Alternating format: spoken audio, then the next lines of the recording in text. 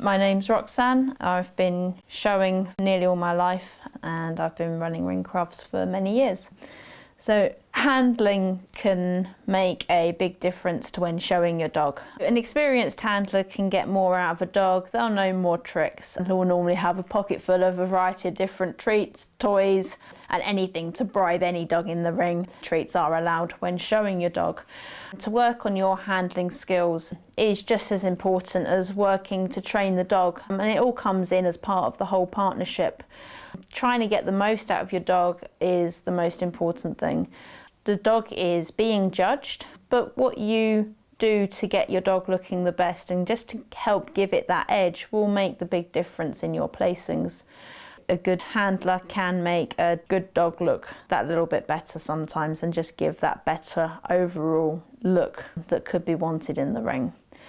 With the art of the handling your dog in the show ring and getting the most from your dog, this has moved into handling competitions. So for many years we've had the Junior Handling Association who have encouraged handlers, and then later followed by the Young Kennel Club to promote junior handlers under the age of 25 to develop their handling skills, and these classes can be judged purely on how the handler handles the dog, and the dog isn't taken into consideration on these.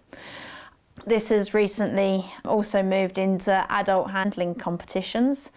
You can use any dog for these, and it doesn't even need to be the best dog of breed type, and increasing in crossbreed handling as well, where YKC runs special weekends and competitions where crossbreed handlers can participate without having to enter a show first.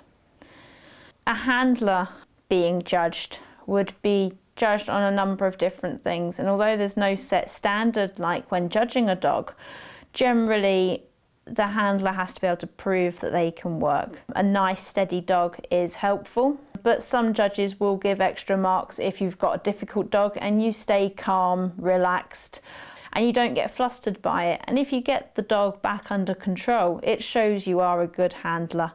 Obviously the finer points also come in, so do you always have your dog stood perfectly?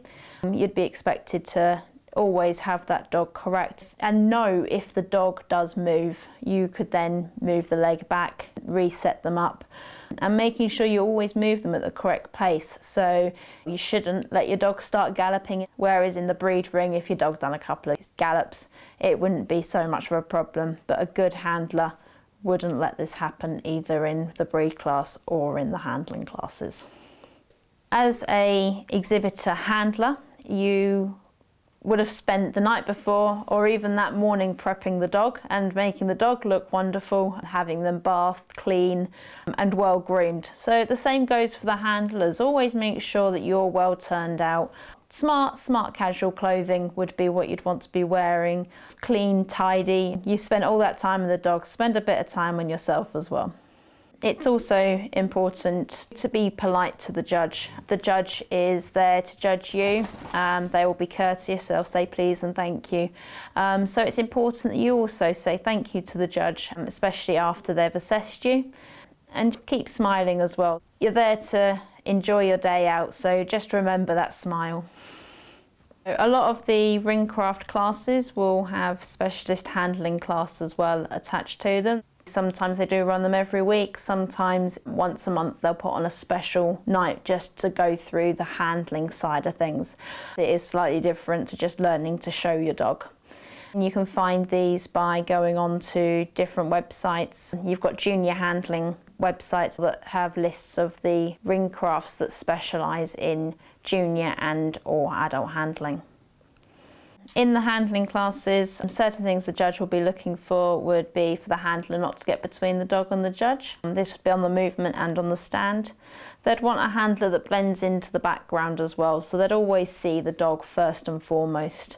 So the judge will be looking for the overall presentation of dog and handler, so they'll want to see that the handler is presenting the dog well, they're working well as a partnership, and you can see that bond and rapport between the two. You always want to let the judge have full view of the dog. So on the movement, you would always make sure the dog's on the inside, and you'd always want to make sure the judge can always see the dog's movement. And likewise on the stand, if the judge wanted to go round and see the other side of the dog, for example, then you just move round. It's called shadowing, and it's almost where you become the shadow of the judge. And that way you can just make sure that the judge always has full view of your dog, no matter which angle they want to see it from. So your handling competitions, so there's the two clubs that run them, which is the Junior Handling Association and the Young Kennel Club, both of which have their own version of semi-finals and finals. If you attend the classes and you get a qualifying place to go through, then you can go up to the semi-final rounds, which are either held in conjunction with Richmond Champ Show for the Junior Handling Association, or if winning a YKC class will get you then into the YKC handling at Crufts. These are the big achievements that you have for the junior handlers, and the adult handlers work on a very similar system to the Junior Handling Association, where they'll have a finals which is normally held around March time. And more details on that can be found from the Adult Handling Association.